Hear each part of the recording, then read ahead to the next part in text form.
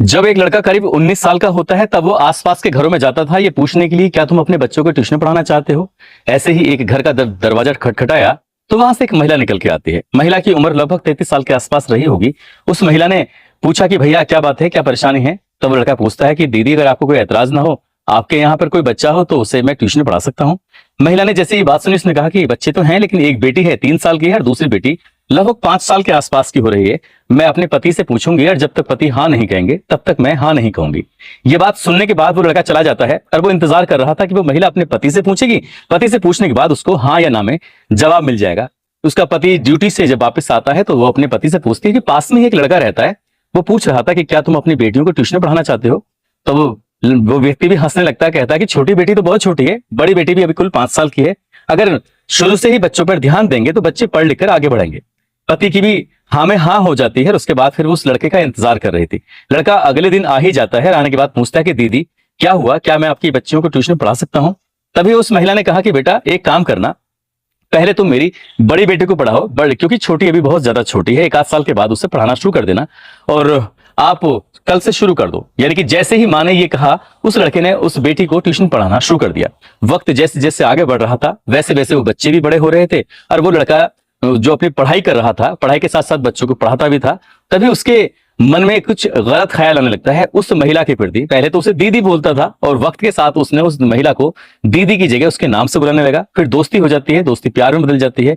दोनों ऐसे रहने लगते हैं जैसे पति और पत्नी रहते हैं। लेकिन बेटियां भी बड़ी हो रही थी और बड़ी वाली बेटी पर उसकी नजर वैसे ही थी जैसे कि उसकी माँ पर। पहले उसे बेटा कहकर बुलाया करता था और बाद में उसी बेटी के वो शरीर के अलग अलग हिस्सों को छूने की कोशिश करता था।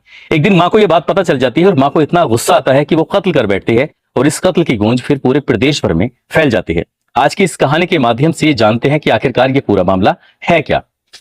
आदाब, नमस्कार, सत श्री अकाल। मैं उस्मान सैफी। आज की जो सच्ची घटना मैं आपको सुनाने जा रहा हूं, ये सच्ची घटना है उत्तर प्रदेश की राजधानी लखनऊ की। कंट्रोल रूम 112 नंबर पर 8 दिसंबर 2025 की सुबह लगभग 9 बजे के आसपास का वक्त हो रहा था। एक फोन आता है और जैसे ही फोन आता है उधर से फोन उठ जाता है। उठने के बाद आवाज आती है कि उत्तर प्रदेश पुलिस की 112 नंबर की सेवा में आपका स्वागत है, हम आपकी क्या मदद कर सकते हैं।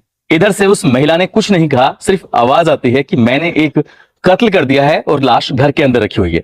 उधर जो महिला थी, क्योंकि इस तरह के फोन बहुत बार आते रहते हैं, पुलिस वालों को परेशान करते रहते हैं। शुरुआत में तो लग रहा था कि ये सिर्फ सुबह सुबह मजाक की जा रही है, लेकिन फिर से पूछा गया तो फिर से वही जवाब था कि मैंने एक कत्ल कर दिया है, लाश घर के अंदर रखी हुई है।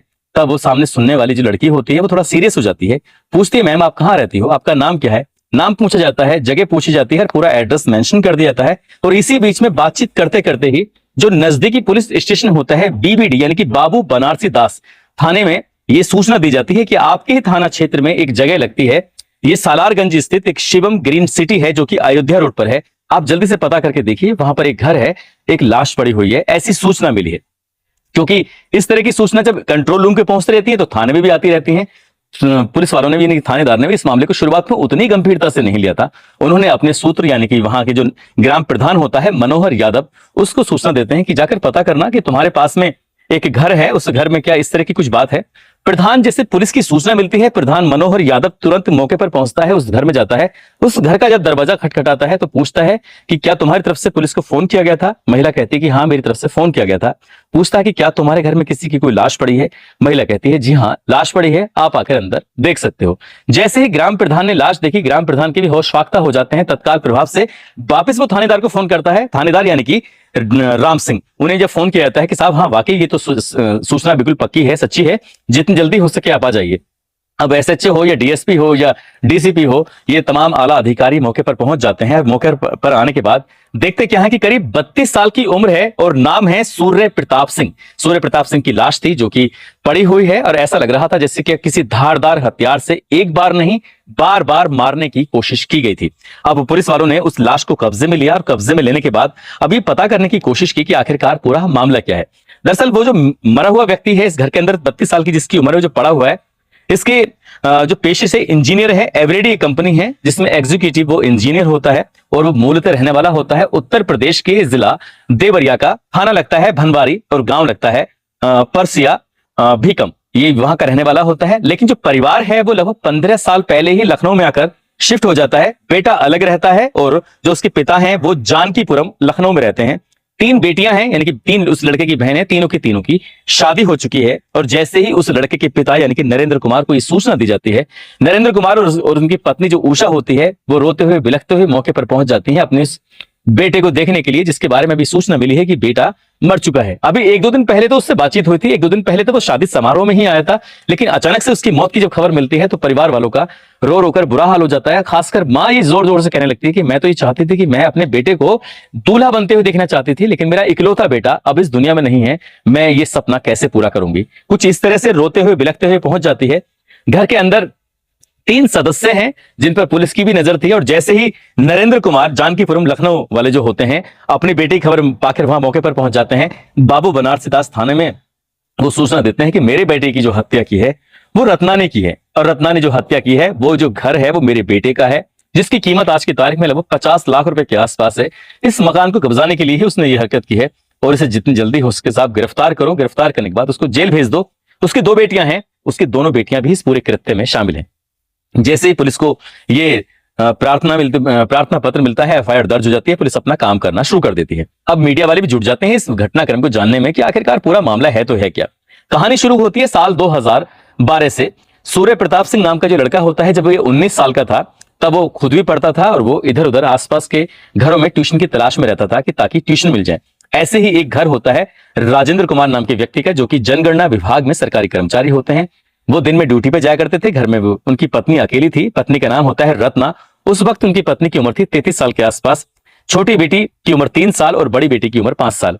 वो रत्ना से पूछता है सूर्य प्रताप सिंह, दीदी क्या आप अपने बच्चों को ट्यूशन पढ़ाना चाहती हो? तभी वो कहती हैं कि छोटी बेटी तो बहुत छोटी है, तुम बड़ी को ट्यूशन पढ़ाना चाहते हो तो इसके लिए मैं अपने पति से पूछताछ करूंगी।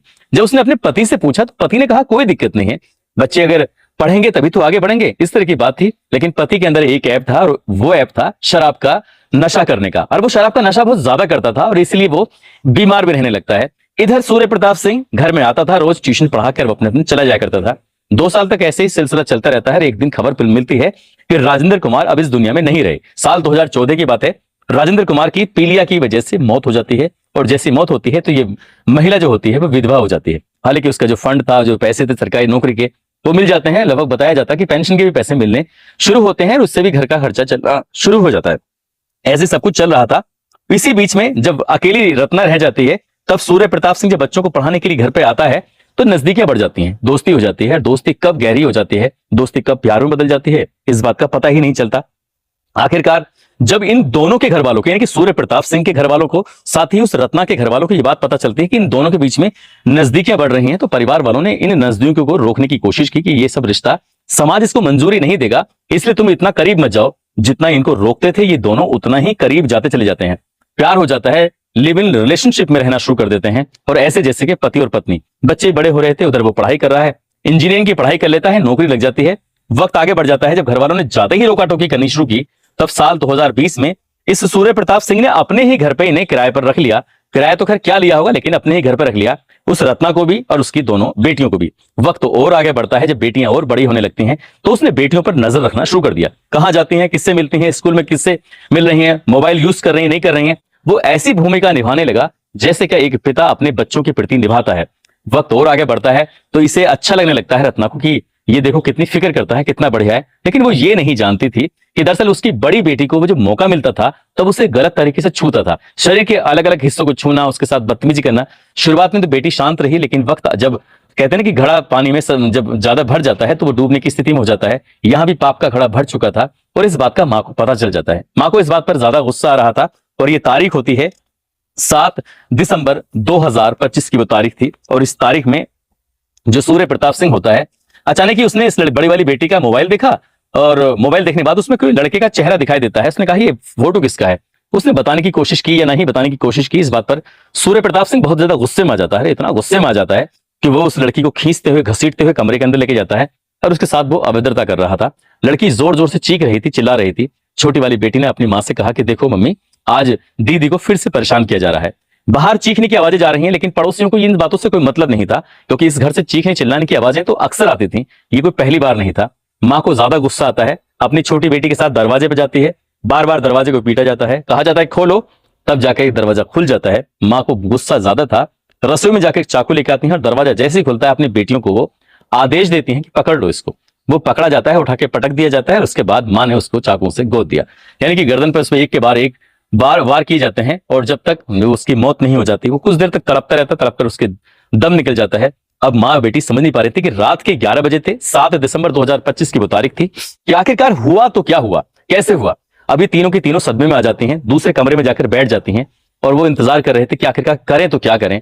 जब कुछ सूझता नहीं है तो लगभग 10-12 घंटे बीत जाते हैं, तब जाकर सुबह के जब 9 बजते हैं, ये तारीख थी 8 दिसंबर 2025, तब वो महिला रत्ना नाम की पुलिस को फोन करती है, कहती है कि साहब मैंने एक कत्ल कर दिया है। पुलिस आती है, हालांकि अभी इसके हर एक पहलू की जांच पड़ताल की जा रही है कि क्या वाकई इस महिला की बच्चियां भी शामिल थी या खाली महिला ही अकेली इसमें शामिल थी या कोई बाहर का और आदमी इसमें शामिल था। हर एक पहलू की जांच पड़ताल होगी, लेकिन इंजीनियर की इस हत्या की चर्चा अब चारों तरफ फैल गई है कि मां को बैक टच बिल्कुल पसंद नहीं था और बेटी को तो बिल्कुल पसंद था ही नहीं, इसलिए हत्या हो जाती है।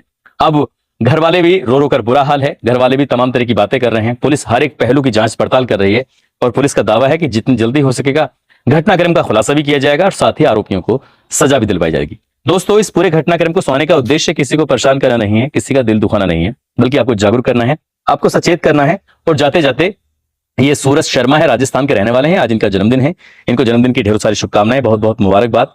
और मैरिज एनिवर्सरी है, जम्मू की रहने वाली प्रियंका राममूर्ति हैं और साथ ही मऊ के रहने वाले चंदन और उनकी पत्नी है मधु गुप्ता। आज इनकी शादी की सालगिरह है, इनको शादी की सालगिरह की बहुत बहुत शुभकामनाएं, बहुत बहुत मुबारकबाद। कुछ लोगों ने नाम लेने की अपील की है, एडवोकेट कनक मिश्रा, रचित जयंत, जन्नत अंसारी, रेखा, परिधि कुमारी, डॉक्टर कमल सिंह, साहब सिंह सरदार, इंद्रजीत सिंह, रघुपति तिवारी, सरिता, मोहम्मद राशिद परवेज, मनीष कुशवाहा, आशीष पंडित, महफूज आलम, सोनू लोधी, दिया कुशवाहा, मुन्ना सैफी, राजपाल सिंह, अनीस खान, रमेश कुमार चाहर, गौरव कुमार तिवारी, सजीम अख्तर, रिजवान अली, सरफराज अहमद। आप सब लोग अपना ख्याल रखें, सुरक्षित रहें। जय हिंद, जय भारत।